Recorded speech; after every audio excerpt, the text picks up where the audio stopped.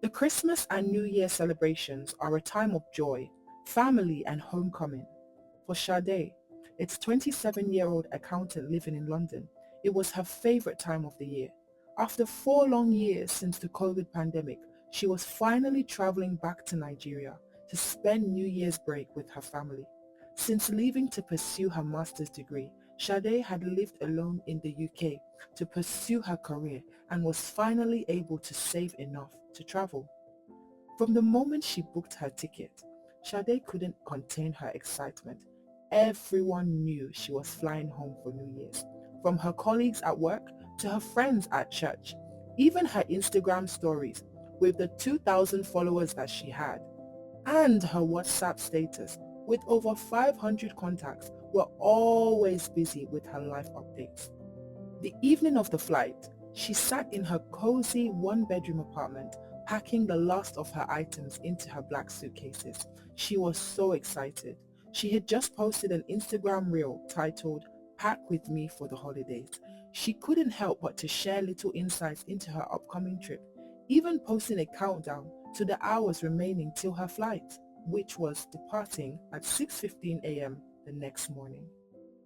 But to her surprise, Sade received a sudden encrypted text message to her phone. "Isn't it better to move in silence?" Anyways, Jenny Mercisha. Sade looked closely at her phone, reading the message, but couldn't fathom who would send such. Anyway, being as lighthearted and excited as she was for her trip, she just shrugged it off and laughed it off, assuming it was a prank. "Who even sends messages like this?" she said to herself. Hmm. She looked at her phone, deleted the message, and continued packing. It was the next day, and Sade had prayed briefly for safety, packed up her stuff, and went to the airport nice and early and boarded her flight. But as the plane was getting ready to take off, her excitement was mixed with a strange unease. She felt within her that something was not right. She paused, pondered on the thought. Should I be praying about something right now? She brushed off the thought and decided to just help herself to choosing her in-flight movie before takeoff. She wanted to enjoy the flight after all. Maybe she was just stressing over nothing. Finally, she reached Lagos, Nigeria, 6 hours later. As she stepped into the humid Lagos air, Sade felt a surge of relief and excitement.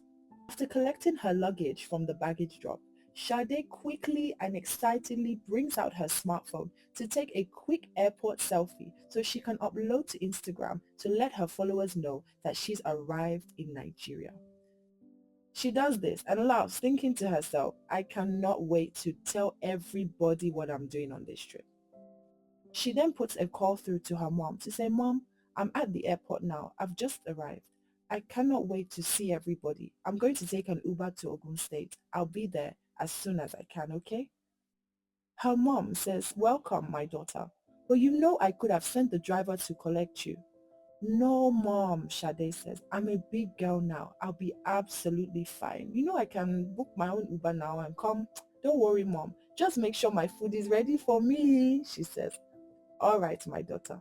But unbeknownst to her, danger lurked closer than she thought.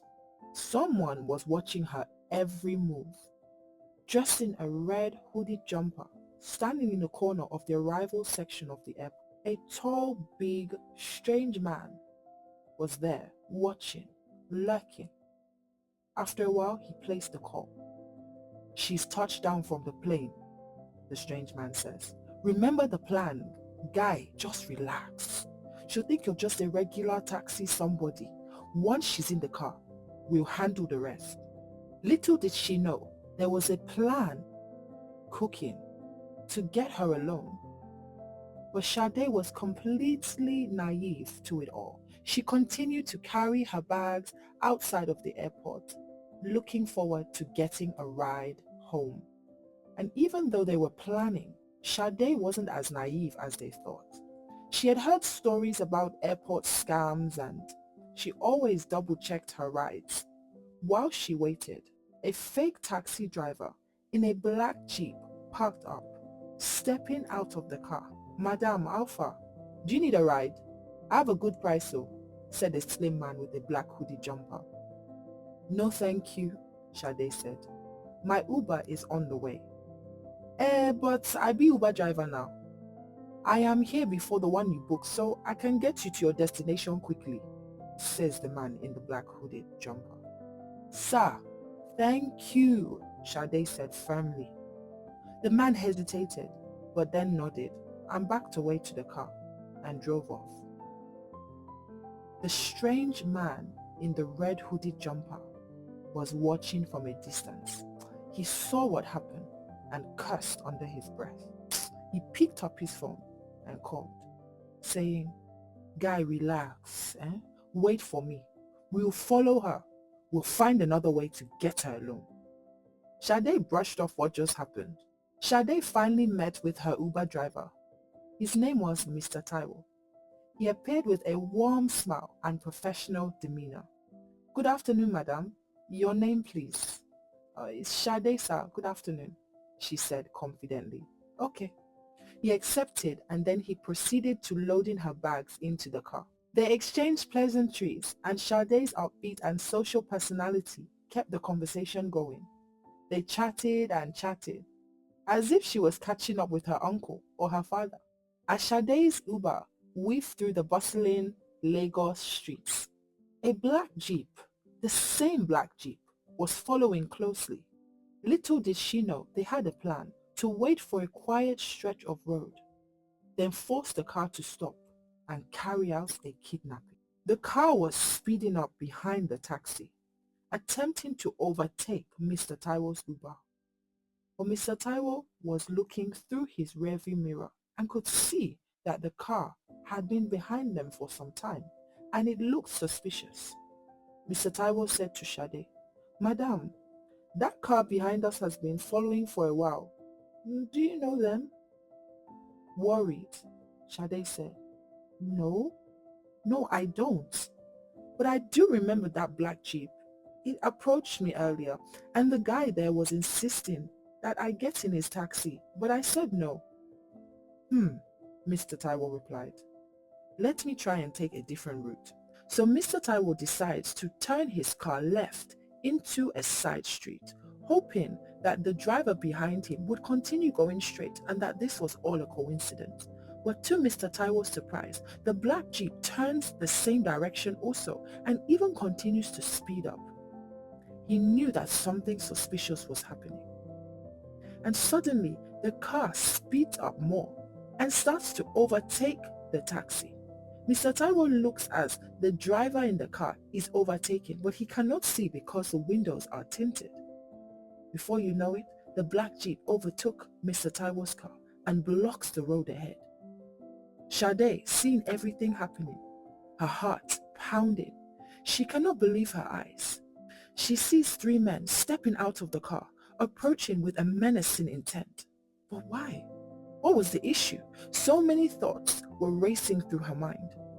Noticing that they were trapped, she whispered a desperate prayer. "Lord, please help me. Have mercy on me. Send help." Mr. Taiwo, with a calm authority in his voice, urged Sade to relax and stay in the car. Suddenly, two vehicles pull up behind them.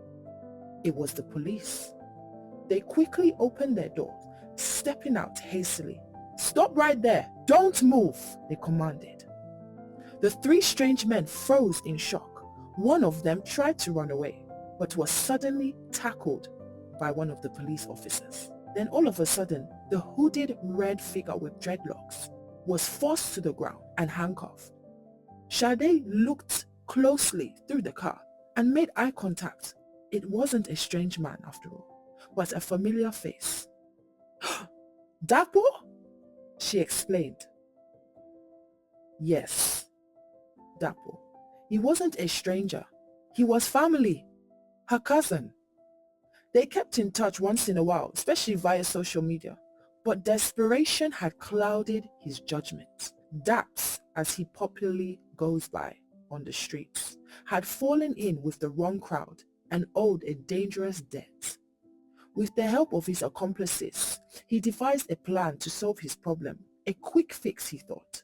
He knew Sade would be returning to Nigeria, and she provided the perfect opportunity for some quick and easy cash. But what Daps didn't know was that Sade's Uber driver, Mr. Taiwo, had noticed the suspicious car all along.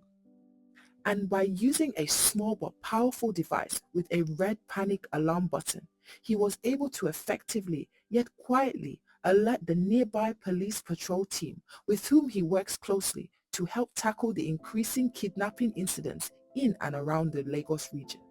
Within minutes, help was able to come by tracking the device and appearing on site where the threat was looming. Daps yelled, "Sade, what? What do you expect? Every time you are flaunting your money and your career for social media.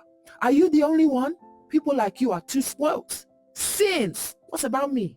Useless, selfish cousin like you. You and your family only think of yourselves. I've been watching you because you love to show off your life with plenty detail for Instagram, for WhatsApp, for TikTok. You even talk, say you are going on a particular date. You are such an easy target." He laughs. "You are just lucky that you escaped. I don't know how, but if not, oh, you're just ajebota. Nonsense." Mr. Taiwo, disgusted by all this and feeling sorry for Sade, shouted at that, "Young man, you are very wrong for this. Take responsibility for your life rather than looking to ruin someone else's." Before he could speak any further, the policemen dragged Dapo and his men into their vans. Sade was left shaken, speechless. She could not believe what had just happened. The near miss, the motive, her own cousin wanting to kidnap her, jealous of her, stalking her on social media. So many thoughts were racing through her mind. As she resisted the urge not to break down with floods of tears, she looked over at the comforting presence of Mr. Taiwo, a stranger, a taxi driver, who had taken great initiative to save the day. She was so grateful he was her driver that day. He was God-sent, she thought. "Thank you, Mr. Taiwo. Thank you so much. I don't know what would have happened if you hadn't shown up. Lord, thank you for showing me mercy," Sade said. "But," Sade replied, in utter shock and disbelief, "how can my own cousin plot such evil against me?" Mr. Taiwo looked at her, comforting her. "This is an evil world, Sade. Just be very careful with your movements. But don't worry, God is clearly watching over you. I will drop you home now. All is well." "Thank you, sir," she replied, with the utmost gratitude in her heart and her voice. With a sigh of relief, she got back into the taxi, and they proceeded on with her journey back to her family home in Ogun State. As for Daps and his gang, they were handcuffed and driven speedily to the police station, where they were detained and later charged for numerous crimes and disturbances they had caused in Lagos and surrounding areas. Finally, in her family home, her mother hugs her tightly, relieved that she was home safe at last. "Sade, my daughter, thank God you're safe. Ah, God, thank you." Oh. Sade hugged her mother tightly, relieved that indeed she was home safe. Later that evening, the family sat together. Sade was recounting the ordeal, her mother's expression turning serious as she listened. "My dear, this world is full of wickedness. It can even be within the family. Oh, it's very unfortunate, but you must learn to keep your plans private. Not every detail needs to be shared online. You can never tell who is watching. Not everyone who hears your joy will celebrate with you. I am not saying you shouldn't post, but you can always hide your destination or post about the trip once you are back home rather than posting in real time. Sade, spiritual sensitivity is key, especially during this holiday period." Sade nodded in agreement. "Ah, Mama, I've learnt my lesson. I'll be more careful from now on. I'm sorry, Mama. Thank you." With that in mind, Sade decided it was time to take a little break from posting online and just to enjoy living in the moment with her family. She would, after all, be able to share some key memories after her return. Well, Sade's holiday was still a joyful reunion, but it came with a sobering reminder. Not every smiling face can be trusted, and not all good news is for public release, but require time, wisdom, prayer, and discretion. The end. If you enjoyed that story, please like, subscribe, and comment below what your biggest lesson from today's story was. Until next time, bye.